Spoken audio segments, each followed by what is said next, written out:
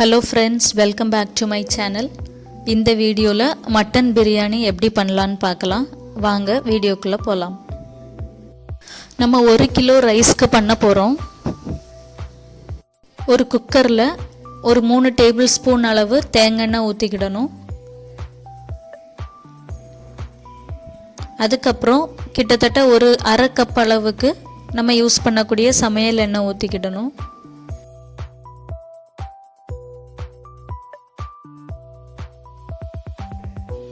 எண்ணெய் சூடானதும் 2 பிரிஞ்சி இலை,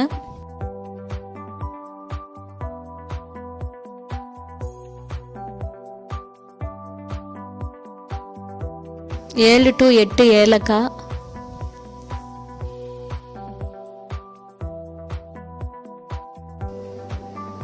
ஒரு பட்டை,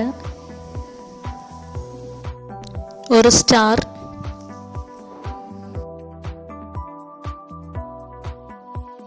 கொஞ்சமா கல்பாசி,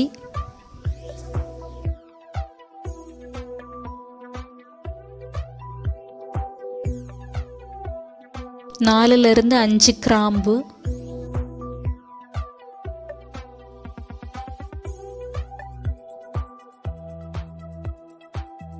4 மிளகாய்,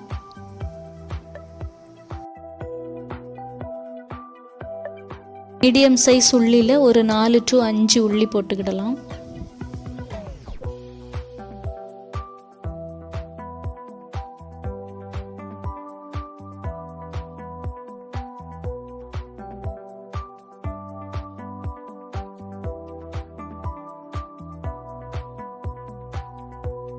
வெங்காயம் நல்ல கோல்டன் ப்ரௌன் ஆகிற வரைக்கும் இதை நல்லா வதக்கிடணும்.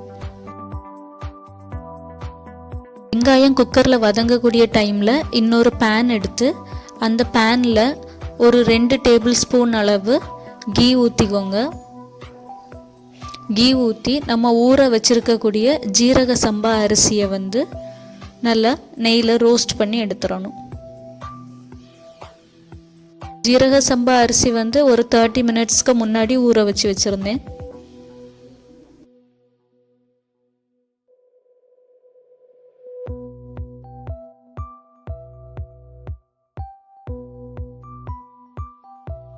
அரிசி ஈரம் போய் இந்த மாதிரி ஒத்தியாக வரக்கூடிய ஸ்டேஜில் நம்ம அடுப்பை ஆஃப் பண்ணிடலாம். வெங்காயம் நல்லா வதங்கிட்டு இந்த வெங்காயம் கூட ஒரு 4 டீஸ்பூன் அளவு இஞ்சி பூண்டு விழுது ஆட் பண்ணி நல்லா வதக்கிடலாம்.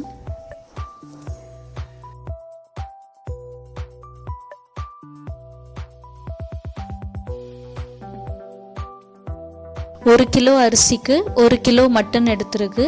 மட்டனை நல்லா வாஷ் பண்ணி எடுத்துடணும்.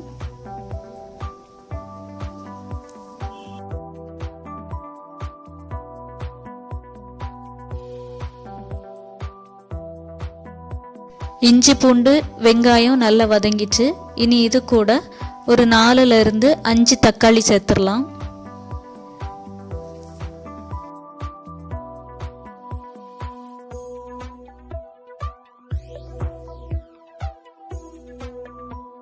தேவையான அளவு உப்பு போட்டு நல்லா வதங்க விட்டுறணும்.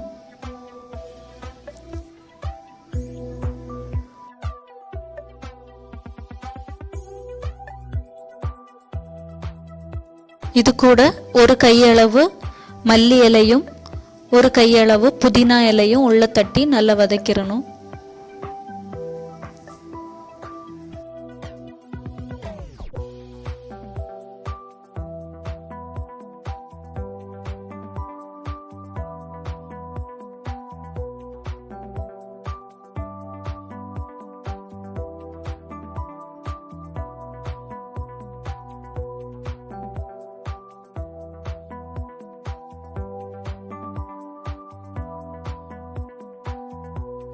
இந்த பிரியாணிக்கு போடுற மசாலா நம்ம எடுத்துடலாம்.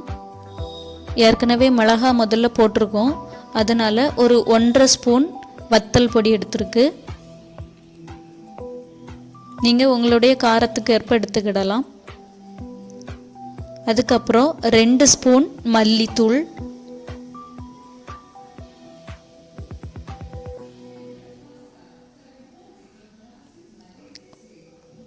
ஒரு 1.5 ஸ்பூன் பெருஞ்சீரகத்தூள்,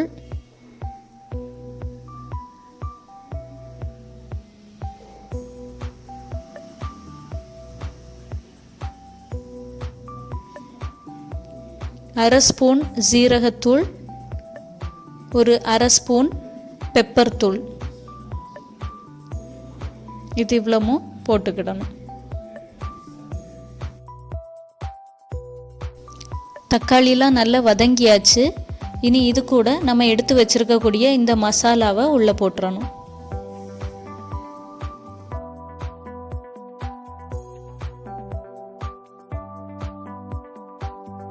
மசாலா போட்டாச்சு, நல்லா கிண்டி விட்டுருங்க.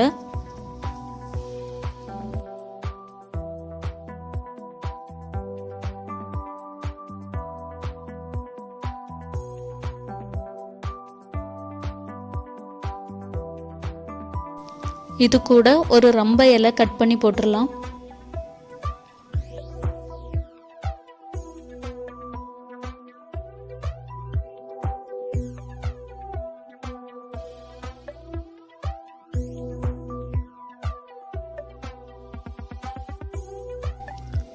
இலை, தக்காளி, வெங்காயம் எல்லாம் நல்லா வதங்கிட்டு இனி இது கூட நம்ம எடுத்து வச்சிருக்கக்கூடிய மட்டனை ஆட் பண்ணிடலாம்.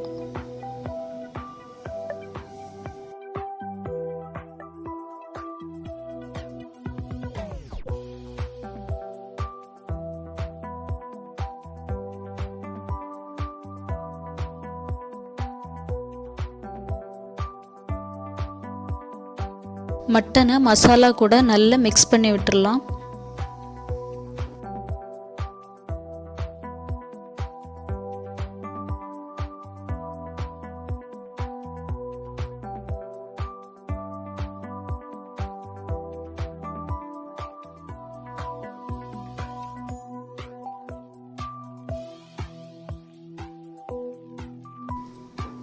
இனி நம்ம மட்டன் கழுவுன தண்ணியில் மேலே அந்த கொழுப்பு மிதந்துட்டுருக்கும். அந்த கொழுப்பையும் எடுத்து அதுக்குள்ளால போட்டுடலாம். அது ஒரு நல்ல ஃப்ளேவரை கொடுக்கும்.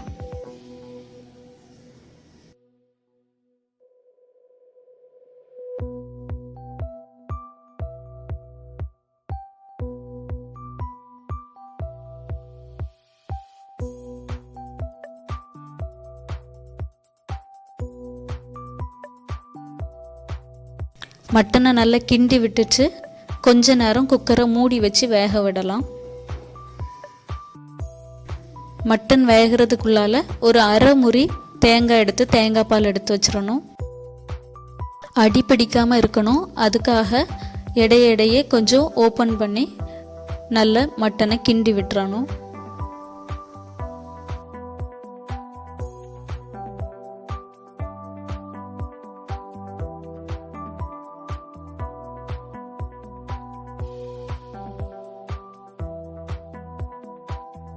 மட்டன் ஒரு 75% வெந்ததும் 1 கப் அரிசிக்கு 2 கப்பு தண்ணி வச்சு நம்ம எடுத்து வச்சிருக்க தேங்காய் பாலும் தண்ணியும் ஊற்றிடணும்.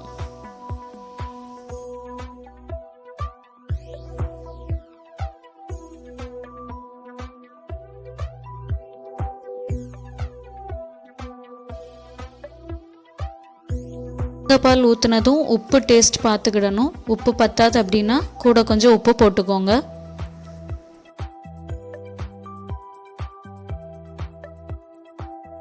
இந்த தண்ணி நல்லா கொதிச்சதும் நம்ம ரோஸ்ட் பண்ணி வச்சிருக்கக்கூடிய அந்த அரிசியை எடுத்து இதுக்குள்ளால போட்டு கிண்டிடலாம்.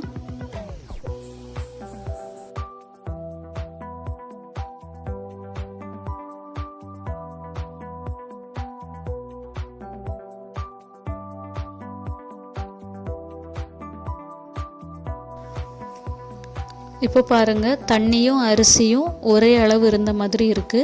இந்த ஸ்டேஜ் வந்ததும் நம்ம குக்கரை மூடி அதுக்கு மேலே விசில் போட்டுடலாம்.